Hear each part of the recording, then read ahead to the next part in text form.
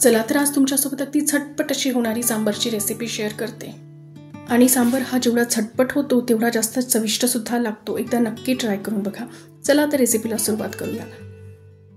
इथे सांबरसाठी मी 1 वाटी तुरीची डाळ 2 ते 3 पाण्याने स्वच्छ अशी धुवून घेतलेली आहे। आता याच्यामध्ये आपण 1 कांदा घालूया, 1 टमाटर मी असं जाडसर चिरून घेतलंय ते घालू आणि लांबसर अशा 3 ते 4 हिरव्या मिरच्या चिरून घेतल्यात त्या घालणार आहोत। आणि इथे शेवग्याच्या शेंगा मी चिरून ठेवल्यात पण त्या आपण आत्ताच नाही घालणार आहे, ते आपण नंतर यूज करणार आहोत। आणि वांगे यामध्ये घालून घेणार आहोत। भाज्या तुम्ही तुमच्या आवडीने कमी जास्ती करू शकता, ज्या तुम्हाला आवडतात त्या घाला आणि ज्या नाही आवडत त्या स्किप करू शकता। आता याच्यामध्ये चवीनुसार हळद घालून घेऊया, चवीनुसार मीठ घालू आणि यामध्ये सांबर मसाला मी 2 चमचे सांबर मसाला इथे घातलेला आहे। याने जास्ती छान चव येते, तर त्यामुळे डाळ शिजताना सांबर मसाला नक्की घालायचा। आता आपण कुकरच्या 4 ते 5 शिट्ट्या करून घेऊया, म्हणजे डाळ अगदी व्यवस्थित अशी शिजेल। तर बघा आपली डाळ किती मस्त शिजलेली आहे। अगदी अशी डाळ आपल्याला सांबरसाठी पाहिजे।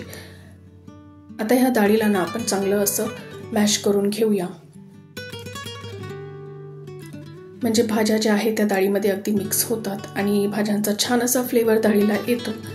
आणि अगदी अशी डाळ आपल्याला सांबरसाठी पाहिजे।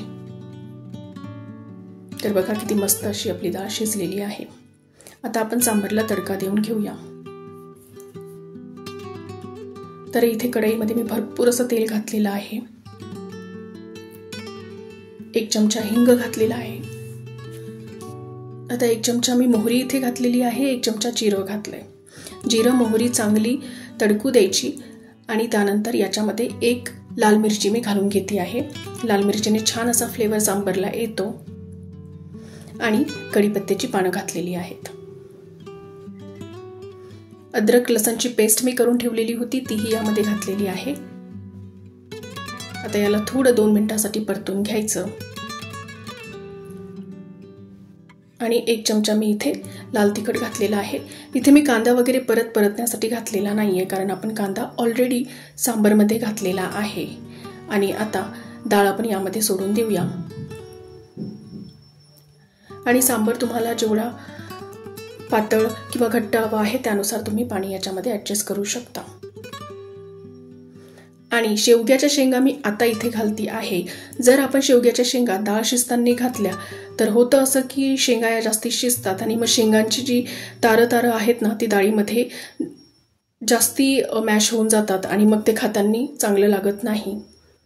तर आता सांबर शिजेपर्यंत आपल्या शेंगाही शिजून जातात।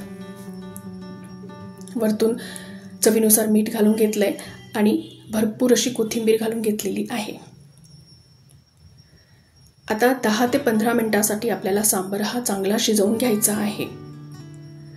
आणि वरतून 1 चमचा चिंचेचं पाणी मी घातलेलं आहे, म्हणजे ही चिंचेची चटणीच मी करून ठेवते आणि तीच मी सांबरसाठी यूज करते।